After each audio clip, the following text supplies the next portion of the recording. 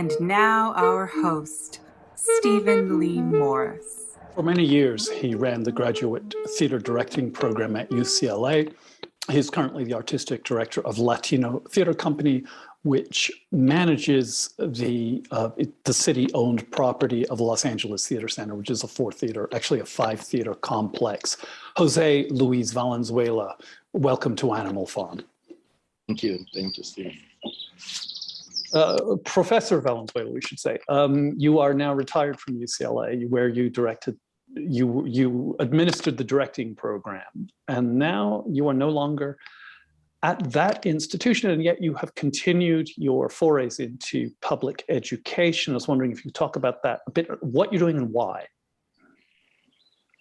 Yeah, I like I was saying, why I feel like if I'm going to continue working, which I am, I think it was very important for the company and for myself to look into the own LA community and its diversity, because UCLA, in its own way, especially in the theater department, you know, at least when I was there, it was harder to get people of color in the program. Like, when did you resign? Just to clarify. So what year? When I retired, 2019, June. 2019. So you've been out of it for 2 years now. Yeah. Okay. Or 2018. I'm sorry, 2018. Mm-hmm. Yeah, and you know it's complicated to come and be a director in the directing program at UCLA. It's a very competitive, but not only competitive, it's expensive, and as you know. As you know, most directors, yes, in the general American theater, come from wealthy families who are able to survive through their families, I guess. And so coming to school was not easy. Not that many people applied probably because they didn't have the money. And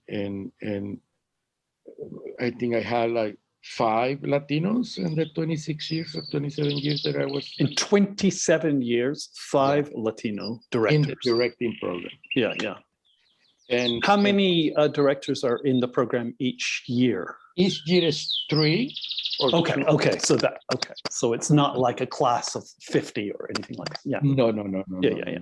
It's very competitive. It's only 3 or 2, but still, it's, you know, living in LA with the population that we have. This is a public California school. Yeah. In California, you know, the African American and the Latino population, and it's big, and the Asian population is big. So you expect to have a bigger.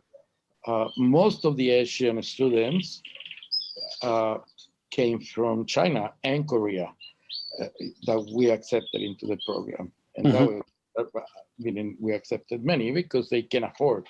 Yeah. And they were talented and they were well trained. But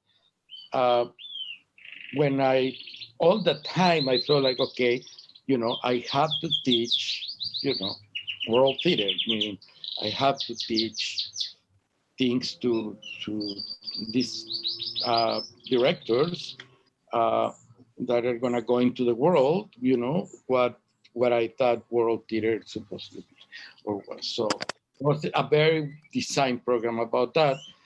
I never thought in the program like Latino theater or. So what are you doing now actively? Where are you teaching and why? So now I'm gonna teach a class at East LA College, and then we're trying to get a partnership with LACC, because Los Angeles City College. And begin a relationship. The reason I think it's important is that their population is mostly people of color. I mean, it's high. The community colleges are huge in their population, being Latinos or African Americans or, you know, Asians. And the important thing for me is to be able to work with my community and this community, and being able to engage them in the theater, because we found out, as I was telling you, we found out that 20% of the population in community colleges are homeless, and 37% of the community college population live below poverty, which means they don't have money to eat, essentially. This is very different from UCLA. Very different than UCLA, very different population, very different needs. And when I think of Los Angeles, I think of, well, I mean, there is a whole community of people who cannot be engaged in the cultural and intellectual conversation that theater brings into the community, just because of their economic needs and because of the, so we are talking the company about how important this was to bring that audience and to have that relationship to this population who are, young people, or some of them adults already, because it's a community college, but also to engage them in the conversation of theater, So my class that I'm doing in Stellar College is really a survey class, if you want to, about theater as social justice, Yes. and using a lot of the plays that we do, a lot of the, in order to talk about how theater has played a role in social justice in the United States, and also what the role, and how you are represented on the stage, and all of that, which is very, very exciting. And you've actually directed and taken toured productions, through the community college? It was an experiment that I did in 2019. Yes. First, I talked to the people at UCLA College and I say, is there a way I can do a play with some of your students, me directing, and of course, and we would produce it as a Latino theater company. And I brought half of students from the graduate program from UCLA and half of the students from UCLA College and put them together. Oh, this is fantastic. Yeah. And we did a play that I didn't, which probably know, I did it in 1976, the first time I did this play, which is a play about immigration called La Víctima. Oh, yeah. And when we did it, when I did it in 76, we did it anywhere with 2 benches and a table and 2 chairs. And, and that's the way we did it again. And we did like, I want to say 22 or 23 performances around the county, like in community centers and high schools and cafeterias. But the result, the excitement, believe me, this is awesome, Steve. I feel like I was again when I in my teenage time. I would drive the band. We had to rent a band and put the set and the lights and the sound and this band, and I will drive it to the place, and then I'll take the technicians and they will set up everything, and then the actors will put everything back after the show, and I will drive it back to the LATC. But the audience, my God, man, it was so amazing. Okay, can I ask the technical questions? You had huge audiences for these. Huge audiences. Like 300 people. Like 350. Where did they come from? How were these shows advertised? How did the word get out?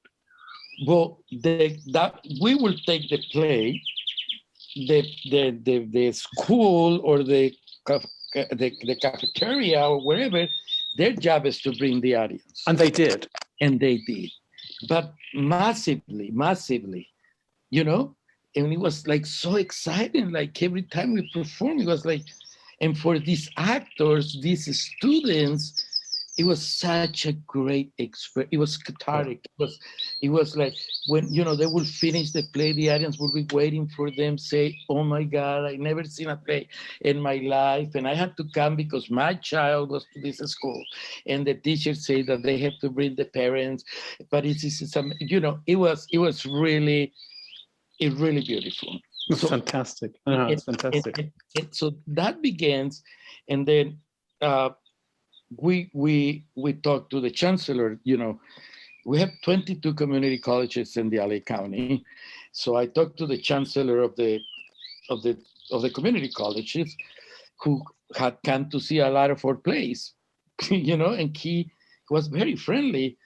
And because I said, okay, I'm concerned about this issue. How can we bring community theater to the community college students, engage them in dialogue? So we created what is called the Impact Initiative. And the Impact Initiative is going to give tickets.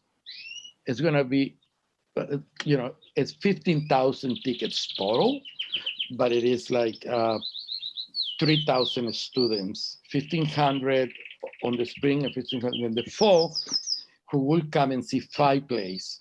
And they will write a diary. It's like a class with the community college. They will write a 2-page response to the play. It will be a class, and then at the end, they will have a master class on theater. And so that's called the Impact Initiative, but the pandemic happened. So we were going to launch it in the spring, and the pandemic happened. Yeah. And so we were going to give, I think, 150 tickets to each college of 10 colleges that we have around the LATC. And then they were going to say, and with a teacher, and it's going to be a whole class about theater. Yes. And that's very exciting. So when that happened, the chancellor said, so how can we create a pilot program when we engage one college with 150 students and begin this process? So that's why the class. Then I say, okay, yeah, I can teach a class.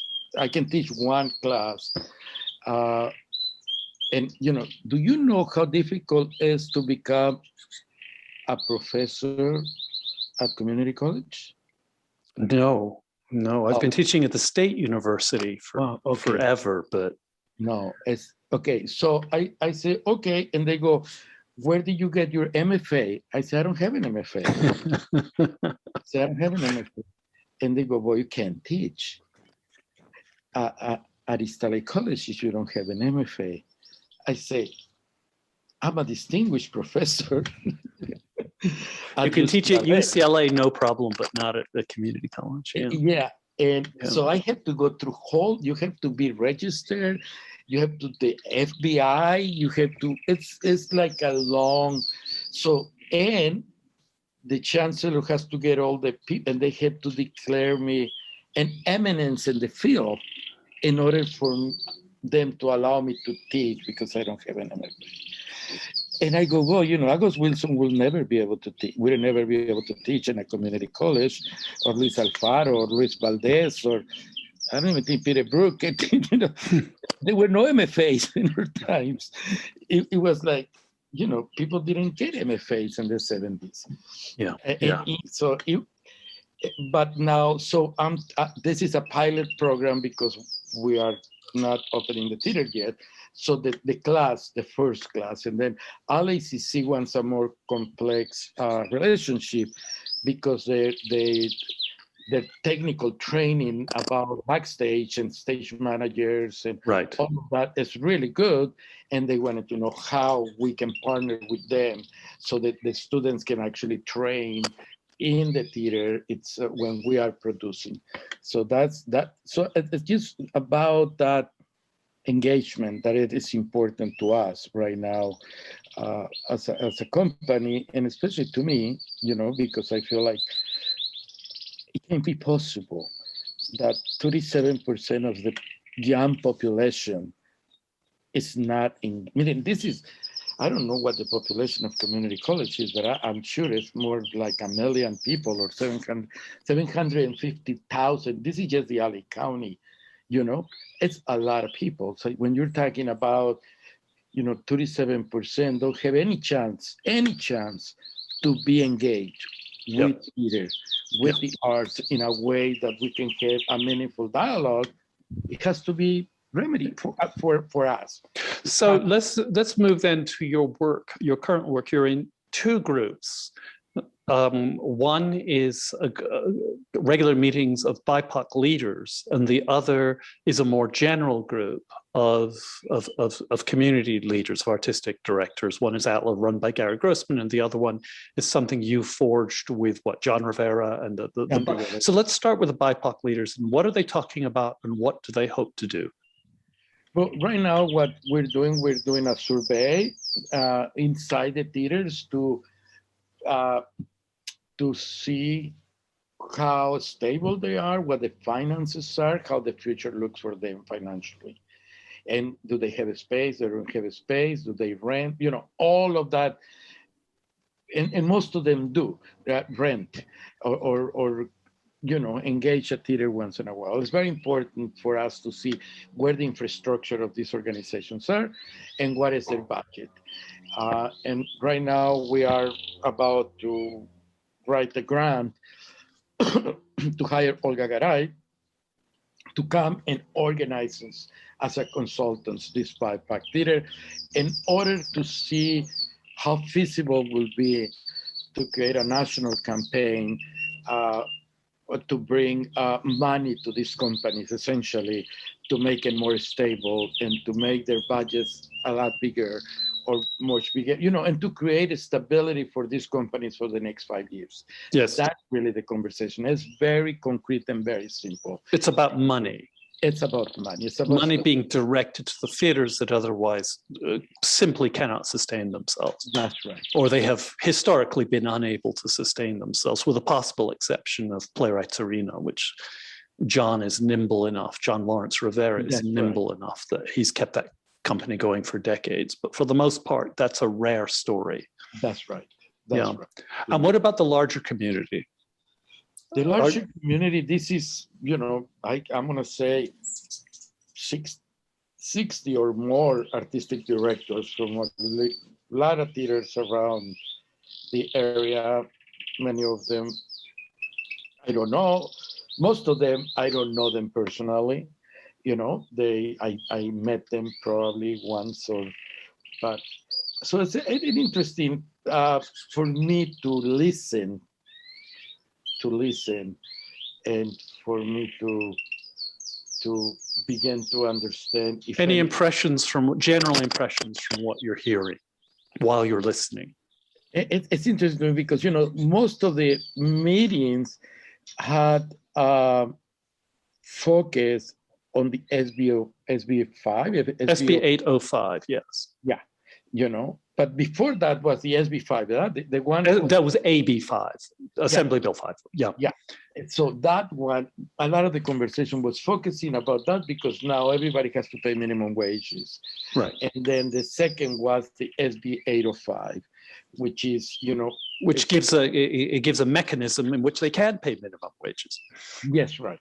If this passes and everything, and then so a lot of the conversation is about that and how organize ourselves to do that and stuff like that. It's mostly, and then there is the other conversation that they created a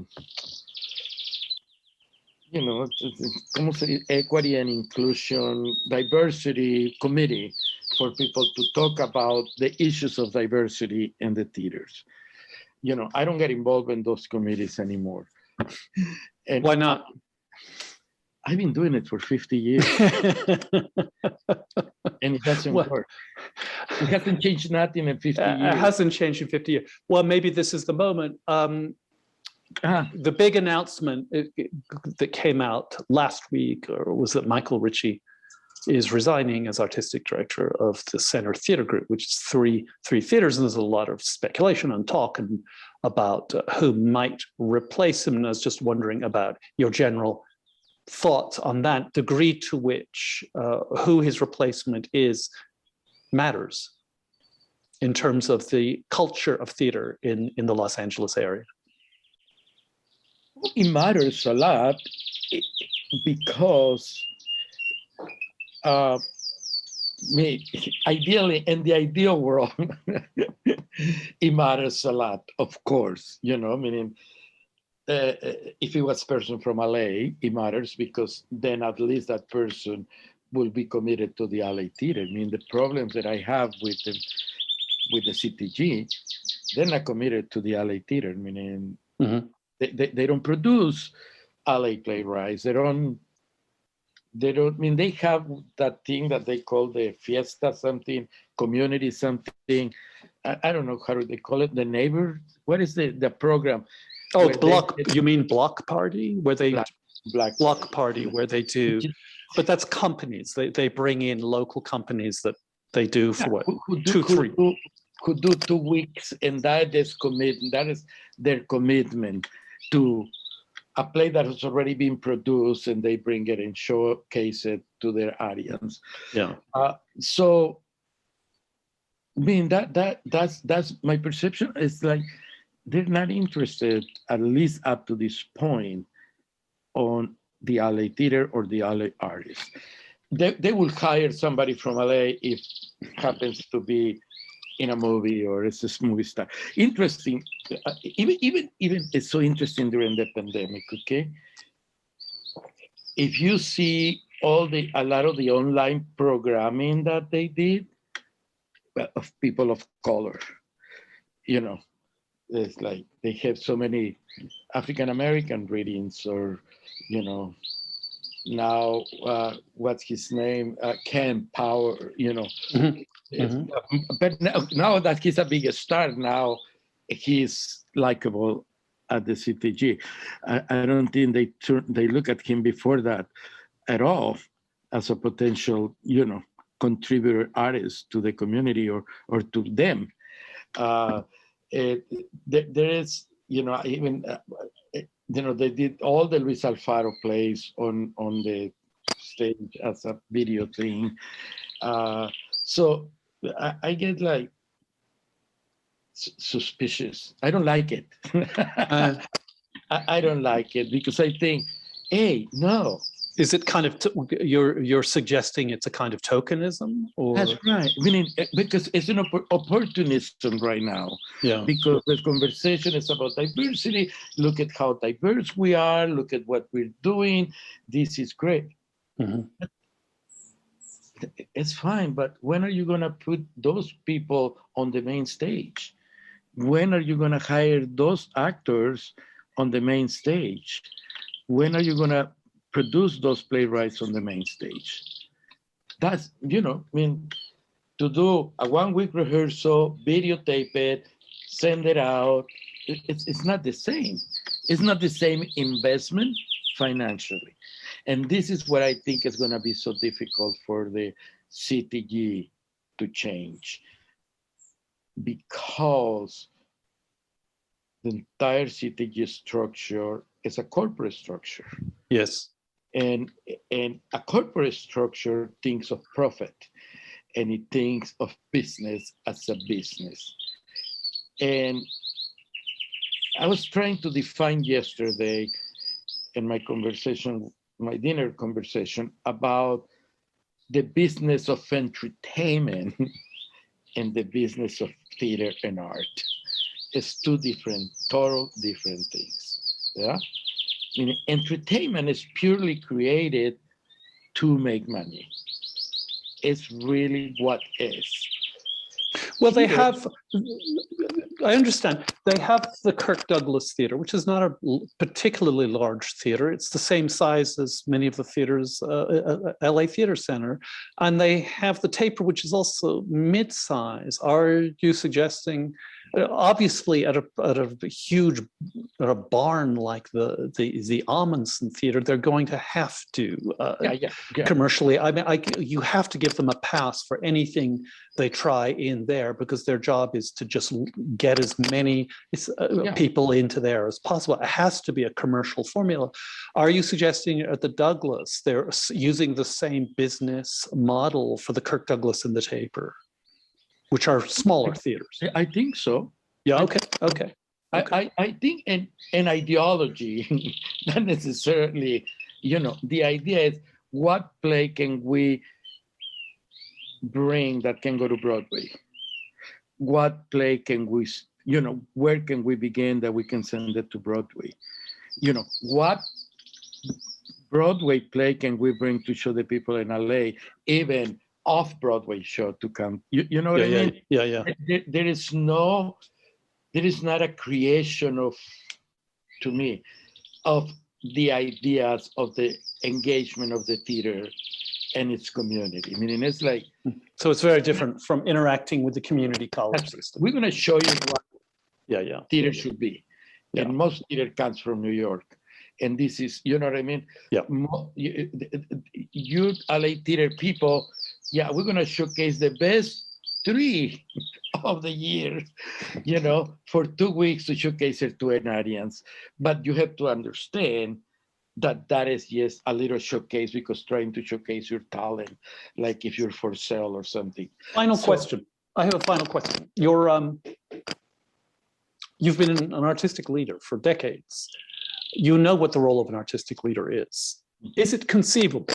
Is there any hope? Is it conceivable that given the nature of the board and what you clearly say is the commercial structure of Center Theater Group, which administers 3 different theaters, is it possible, where by some miracle they'd hire a local person of color? Would that person have the wherewithal and the abilities, given the corporate structure of the larger organization, to actually affect meaningful change? No, I don't think so. Mm-hmm. I don't think that's what I feel like is really hard. It's because of the board, because of the structure, because the way that entire institution works. I mean, they can hire somebody of color to come and be the artistic director. I don't think they're gonna change their mission for the artistic director. It's like, meaning we had the sample of the Pasadena Playhouse. Yeah? Meaning where the goal was, let's create a Broadway show. You know, for many years they attempted many ideas of creating. You're talking about under the leadership of Sheldon EPPS, who is an African American. It's an African American. Meaning, I don't think the model changed because he was African American. Yeah. Meaning, he brought more African American people. He created, you know, more African American musicals if you want to, but the goal was the same ideologically. Meaning, how can we create a Broadway show that eventually will make profit? So I'm not sure that, you know, that's going to change that. I mean, it may change the profile of the artistic director, but, you know, I mean, this is, they're in a very difficult situation in a way, because they have a structure that is almost ready to die. You know what I mean? It's monopoly, meaning, why do you need to have 3 theaters and the 3 theaters have the same mission? In a way, you can, you know what I mean? The element, so we understand, has to be big Broadway show. I get it, you know, but that's the goal. They need money to support this. So the 3 theaters in a way kind of fit into each other's idea of mission driven, whatever that their mission is. So I think that's really the problem of that institution in a big way, And is the board ready to challenge that? Jose Luis Valenzuela, thank you for joining us. Thank you. Next week, we're joined by the artistic director of the Wallis Center for the Performing Arts in Beverly Hills, Englishman Paul Cruz.